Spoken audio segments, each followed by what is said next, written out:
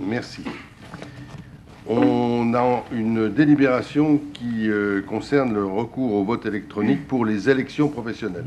Cette fin d'année va être marquée par les élections professionnelles, renouvellement donc des commissions administratives paritaires et des commissions consultatives paritaires et du comité social territorial. Donc, on vous fait une proposition en accord avec les organisations syndicales.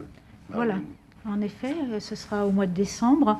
Il y a des petites modifications dans le sens où le comité technique et le comité d'hygiène, de sécurité et des conditions de travail fusionnent dans une même instance qui s'appellera le comité social territorial.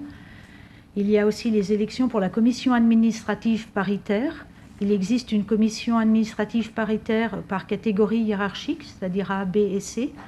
Il y a aussi une commission consultative paritaire, la CCP.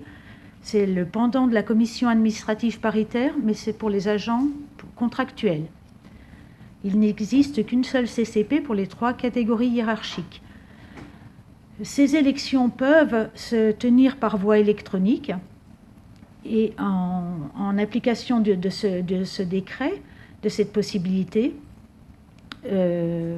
l'autorité territoriale peut, par délibération prise après avis du comité technique, décider de recourir au vote électronique pour l'élection des représentants du personnel.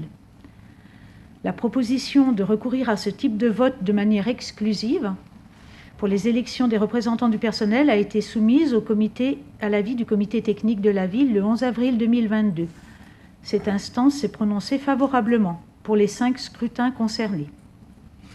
Pour la mise en œuvre du scrutin, la ville fera appel à un prestataire extérieur et les modalités d'organisation du vote électronique seront déterminées ultérieurement en concertation avec les organisations syndicales présentes à la ville d'Annemasse. Nous pensons que ce mode de scrutin est de nature à faire augmenter la participation des agentes et des agents. En effet, ils pourront voter sur plusieurs jours sans se déplacer, de chez eux s'ils sont en télétravail ou en congé, et quelles que soient les conditions sanitaires à ce moment-là.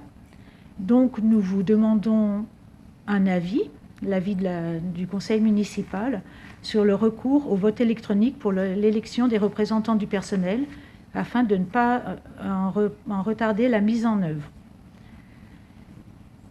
Et la dépense en résultant est inscrite au budget de la ville. Merci.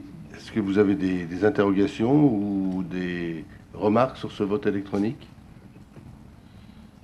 On l'a déjà dit 2 fois, mais j'insiste, ça a été fait en accord avec les représentants des personnels, unanime. S'il n'y a pas d'intervention, est-ce qu'il y a des voix contre, des abstentions?